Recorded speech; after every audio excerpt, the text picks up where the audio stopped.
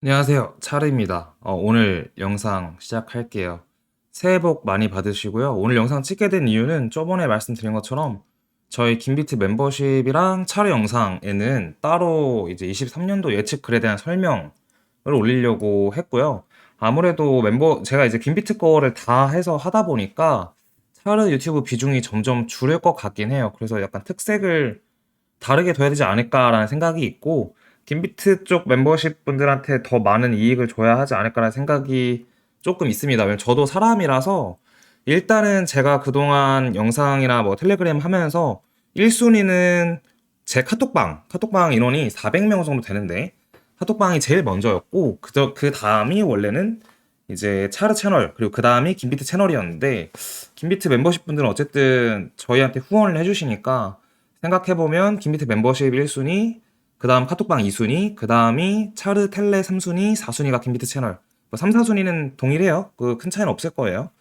그렇게 챙겨야 하지 않을까라는 생각이 있고요. 그래도 그동안 해온 정이 있으니까 어쨌든 제가 뭐 잘한다 못한다 그거 잘 모르겠지만 기다려주시는 분들이 있어서 영상을 찍습니다. 심지어 저희 어머니께서도 제 텔레그램 1년 예측글 언제 오나 계속 쳐다보고 있었대요.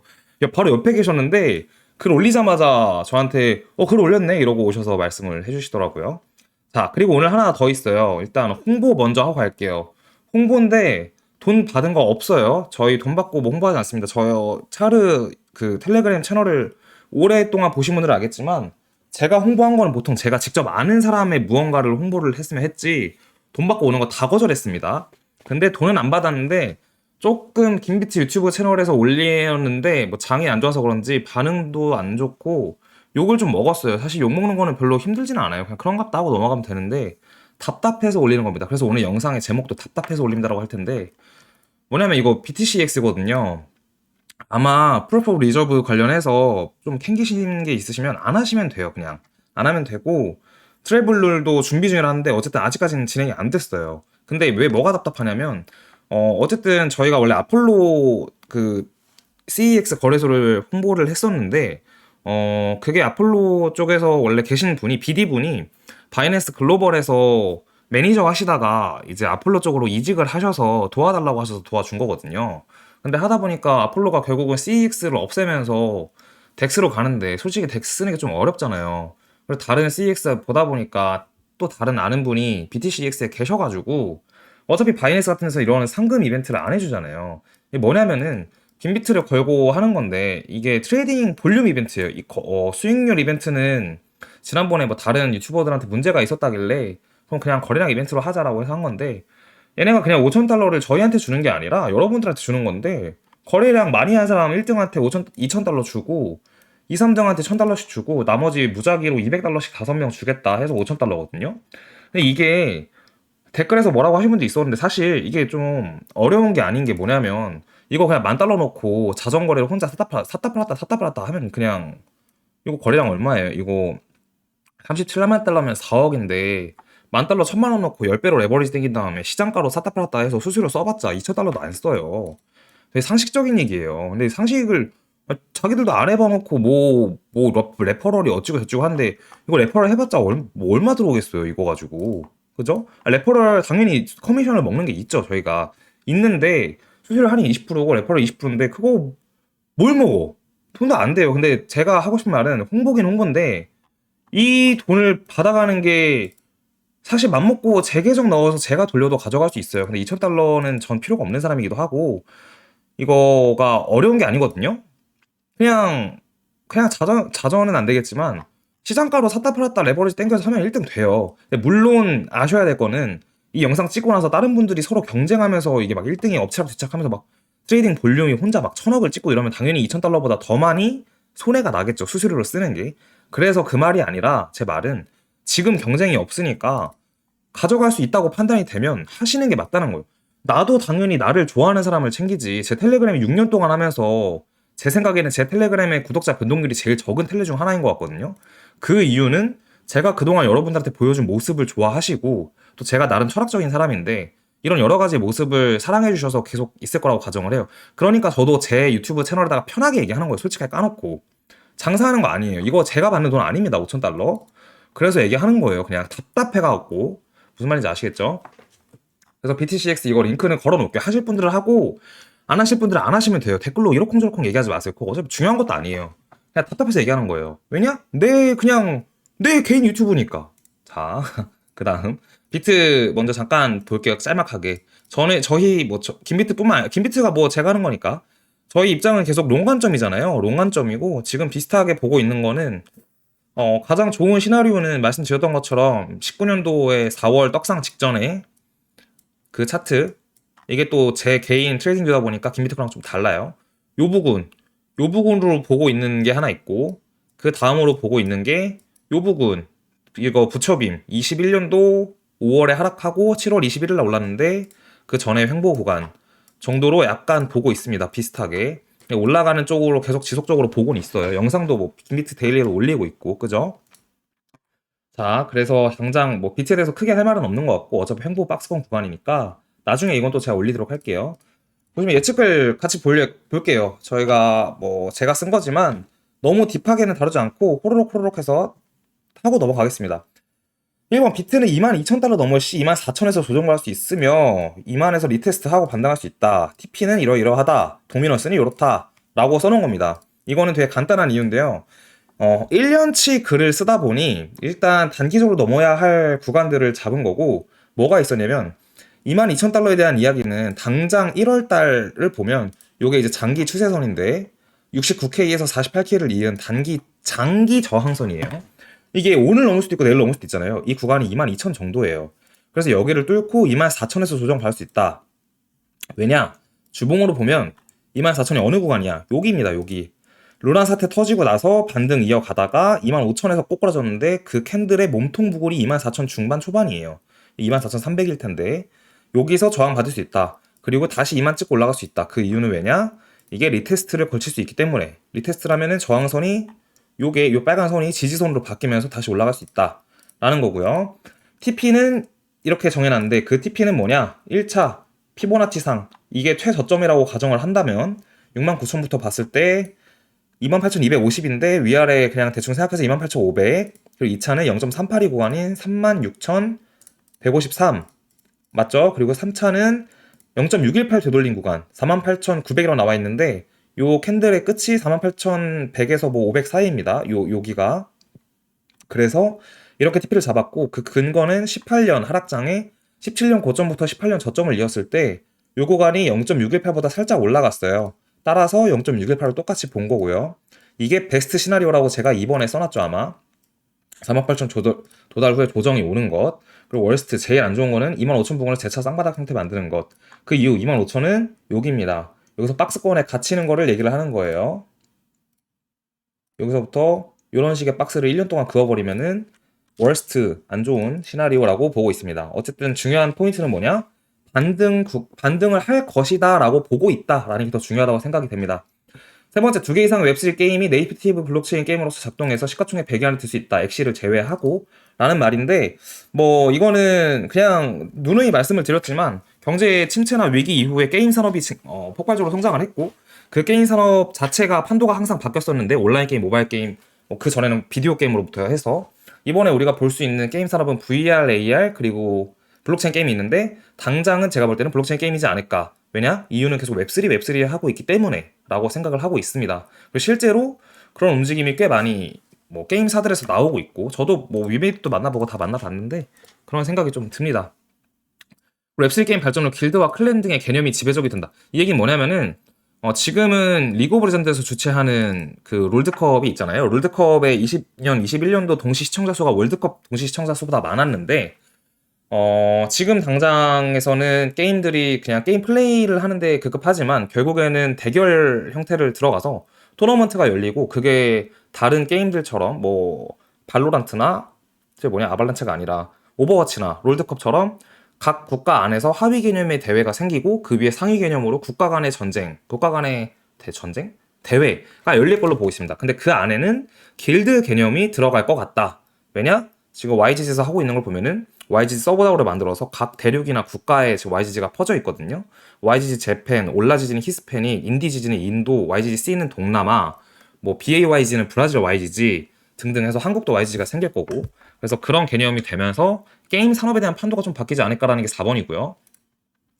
5번은 중국 봉쇄 정책 이후에 이렇게 될 거다라는 건데, 봉쇄 정책에 대해서 고민을 많이 했어요. 이 이후에 인플레이션이 당장 오를 수 있다라고 생각을 하는데, 그 이유는 중국인들이 여행을 다니면서 돈도 쓰고 뭔가를 사고 할 거기 때문이라는 생각이 있었고요. 물론 안 그럴 수도 있습니다. 근데 장기적으로 봤을 때는 중국이 국가 하나를 스스로 봉쇄한 게 정책적으로 봤을 때 정상적이다라고 할 수 없잖아요. 왜냐? 그동안 지나온 시간 동안 국가를 봉쇄한 적은 없었으니까. 쉽게 분류하면은 비정상적인 봉쇄가 있었는데 불구하고 정상으로 돌아온다는 거는 어쨌든 경제 자체도 정상으로 돌아갈 가능성이 있지 않을까. 여기서 말하는 정상은 무엇이냐? 공급망 이슈가 좀 해결이 되고 중국에서 물류가 돌아서 우리 전반적인 경제에 도움을 주지 않을까라는 글로 쓴 겁니다.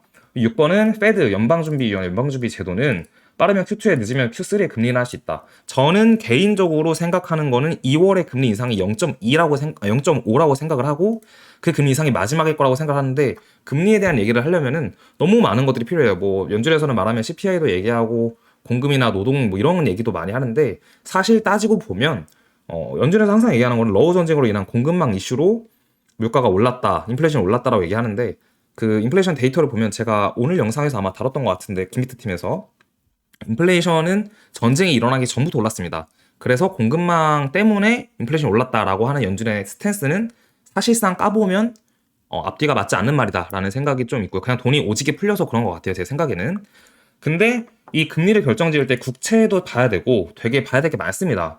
근데 어쨌든 DXY, 이 달러의 강세를 나타낼 때 DXY 구성 상품 중에 하나가 엔화가 있고 유로화도 있어요. 일본이 이 달러 지수에 포함이 된다는 거예요.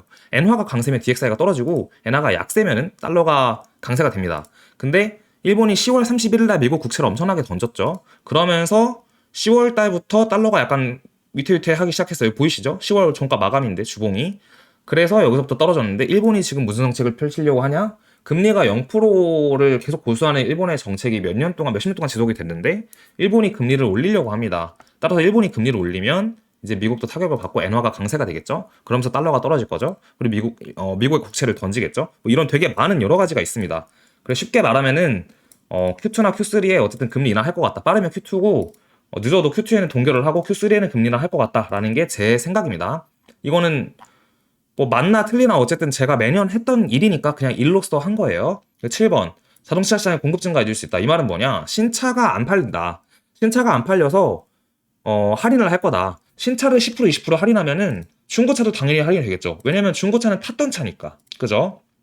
그래서 차 시장 자체가 떨어지고, 차 시장이야말로 제가 볼 때는 뭐 샤넬이랑 제가 보는 지표는 자동차랑 시계, 이 세 가지가 신흥 부자들이 얼만큼 많고 얼만큼 힘든가를 전 보여주는 좋은 예라고 생각을 특히 하는데, 그 이유는 제가 뭐 아시는 분들 알겠지만 페라리로 타보고 람보르기니를 타보고 뭐 이렇게 차를 되게 많이 탔잖아요.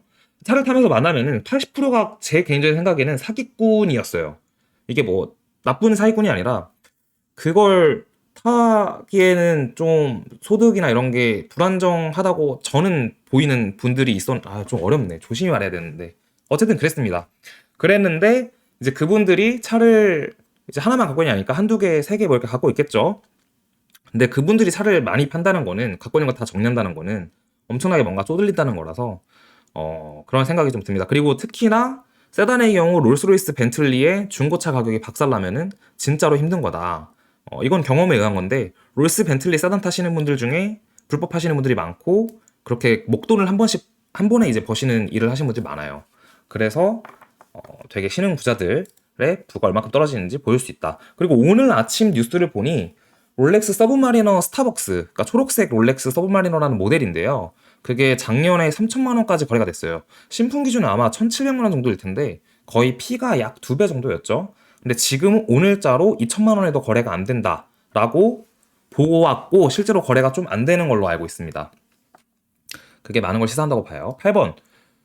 8번은 사실 뭐 중요한 건 아니에요. 그냥 부동산이랑 그 유동자산이랑의 사이클이 좀 다르게 돈다. 실제로 원래 다르게 돌았어요. 17년 코인 불장 때 부동산이 코인만큼 오르진 않았습니다. 조금씩 오르기 시작했고, 21년도, 20년도, 21년도에 엄청나게 오른 거고, 사이클이 완벽하게 일치하진 않아요. 왜냐면 부동산은 뭉터해가 크고 부동자산이기 때문에 꽤 여러 가지 특징이 있어서 사이클이 좀 다르게 돕니다. 그래서 이번에 경기 침체가 오면서 부동산 당연히 떨어졌고, 앞으로도 좀 더 떨어질 가능성이 있으나, 그 다음에 오를 때는 주식이랑 코인이 더 많이 오를 거고 더 빨리 오를 거고 그리고 부동산 좀 느리게 오를 것 같다. 그리고 미술 같은 경우가 굉장히 느리게 오르거나 안 떨어지는 자산 중 하나인데 그 이유는 레버리지가 없어서예요. 부동산 주담대가 있고 주식이나 코인도 레버리지 사용할 수 있죠. 대출금으로 할 수도 있고 이 안에서 레버리지 사용할 수도 있고 그래서 미술이 제일 늦다라고 말하고 싶었습니다. 그래서 부동산의 저점은 어디냐고 물어보면 제가 최근에 하는 답변은 주택담보대출이 가장 많이 클리프가 생기는 구간, 제일 많은 사람들이 상환해야 되는 그 해와 그 달, 플러스 갭 투자가 많이 이루어졌던 20년, 21년도에 그 갭 투자로 들어가는 사람들이 전세자가 나간다고 하는 그 계약이 끝나는 시점에 해와 달, 그렇게 보고 있다. 그래서 23년 여름 정도로 생각을 당장 하고 있어요. 이것도 제 생각이에요. 틀릴 수도 있습니다. 23년도에서는 금, 은이 좋은 투자 시장으로 여겨질 것 같다라고 하는 건데 이거는 1970년대에서 80년대 이때가 인플레이션이 지금보다 좀 더 셌죠. 이때 처음에 1차 석유 파동 때는 금이 같이 떨어졌어요. 근데 2차 76년도부터 달러 가치가 떨어지면서 달러의 대체 안전 자산으로 금이 수요가 폭증했고 이때 9배가 올랐습니다. 같이 보시겠습니다. 금을 보면 네, 금이 석유 파동 때 올랐다 내렸다 하면서 금도 올랐어요. 오르기는 결국 올랐는데 석유 파동 이후에 같이 떨어졌어요. 그죠? 같이 떨어졌다가 지 혼자 엄청 가요. 보면 이게 9배거든요. 거의. 그죠? 요 구간. 근데 요 구간이 어디냐? 요 구간에는 2차 석유 파동도 왔어요. 요 구간에. 그럼에도 불구하고 금이 올랐다는 겁니다. 근데 금보다 비트가 좀 더 가치가 전 있다고 아직도 생각을 해요. 이거는 제 생각이고 더 많은 기관, 더 많은 돈, 더 큰 손들이 어떻게 생각할지는 미래의 얘기예요. 미래의 얘기인데 더 가치가 있다고 제가 생각하는 부분은 분할 가능성. 사토시 0.00000001 사토시까지 분할이 가능하고 대체 가능성. 대체 가능성은 사실 완벽히 대체 가능할지는 모르겠지만 어쨌든 다른 알트들 이거 손쉽게 바꿀 수 있기 때문에 가능성이 있다고 보고 또는 다른 피아트, 유로화나 엔화나 달러나 루블화 이런 걸로 바꾸는 게 금보다 쉽다고 저는 생각이 듭니다. 거래소에서 바꾸면 되니까. 내구성 이거는 좀 애매해요. 실물이 있는 금이 더 내구성이 있는지 아니면 실물이 있어서 녹이고 빠그라질 수 있기 때문에 비트가 더 내구성이 있는지 이건 좀 애매합니다. 지갑에 있으면 좀 내구성이 있는지 해킹당할 수 있는지 뭐 이런 것도 다 포함이 되니까. 근데 희소성 비트는 정해진 발행량이 있지만 금은 어디에 얼만큼 더 나올지 모르기 때문에 희소성 측면에서 비트가 낫다고 보고 이동성 또한 온라인상에서 네트워크로 작동하기 때문에 저는 비트가 이동하기 더 편하다고 생각을 합니다. 10번 넥스트풀 이거는 23년도 얘기가 아니라 24, 5년도의 얘기인데 뭐 닷컴 버블 때 예시를 들면 투기 자본이 더 많았고 투자 자본이 그 다음에 늘어나고 또 다음 시장에서는 투자 자본이 더 늘어나고 투기 자본이 더 줄고 이렇게 되면서 매스 어둠션이 된다. 보면 닷컴 버블 때 실제로 우리 삶에 인터넷 프로토콜을 사용해서 밀접하게 들어온 게 없었지만 그 이후에 새로운 자본들의 유입에서 투자 자본이 늘어났기 때문에 실제로 우리가 아마존이나 뭐 구글이나 이런 걸 네이버나 이런 걸 사용하면서 인터넷 세상이 더 증가했다고 보기 때문에 이건 뭐 되게 간단한 얘기예요. 그냥 앞으로는 가치를 창출할 수 있는 기업 혹은 프로젝트 혹은 토큰이 더 많이 상승할 수 있다. 그래서 우리는 가치를 잘 판별할 줄 알아야 된다라는 얘기이고 그렇게 보면은 뭐 이제 폴리곤이 총 15위 이내에 진입한 거는 되게 의미가 있다라고 보는 건데 이 시장에서 보면 서비스적인 측면에서 이더리움의 그 블록체인 스마트 컨트랙 서비스는 이더리움이 그냥 다 파일을 먹었다라고 보고 있는 입장입니다. 왜냐면 L2 자체가 시총 15위 이내에 있다는 거는 굉장히 이례적인 일이고 시사하는 게 전 크다고 봅니다. 그리고 D앱, 이더리움의 예하의 어플리케이션이 유니 수압이나 그죠? 유니나 엑시나 샌드박스 데스널에서 아베, 에이프 얘네가 시총 50위 안에 이만큼 많이 진입해 있다는 거는 쉽게 생각하면은 애플이 미국 나스닥 1등이고 메타가 7등인 거랑 똑같은 얘기라고 저는 생각을 해요. 애플이 있어서 사실 뭐 안드로이드와 iOS가 있으니까 어플리케이션이 나올 수 있는 건데 어플리케이션 회사가 시총 10위 안에 진입을 했다는 거는 그만큼 시장 파이가 중앙 집중화된 그 뭐라고 해야 돼? 중앙 집중이 아니라 내가 다 그런 서비스를 제공하는 뭐 이더리움처럼 다 제공하는 사람이 될 거야라고 했던 에이다나 이오스나 뭐 폴카닷이나 아발란체 등등이 있었는데 걔네보다도 결국은 이더리움이 1등이 되고 이제 그 서비스가 걔네의 상위 시총을 먹는다는 거는 애플이랑 경쟁하려고 하는 애들이 뭐 노키아도 있었고 안드로이드도 엄청 많았지만 결국은 애플 1등 그리고 서비스가 7등 메타 이렇게 된 거랑 비슷하다고 생각을 해요. 그래서 앞으로도 D앱들이 되게 활황이 되는 해가 분명히 오지 않을까 넥스트 불마켓은 그런 얘기입니다. 내용이 좀 긴가요? 아마 이 정도로 하고 새해 복 많이 받으시고 이 예측글은 뭐 텔레그램 링크 보시면 아시겠지만 궁금하시면 2020년도 거 보시면 되고요. 21년도 것도 보시면 되고 22년도도 있습니다. 그러면 오늘 영상 여기서 마칠게요. 그 댓글로 여러 가지 의견 주시면 감사하겠습니다.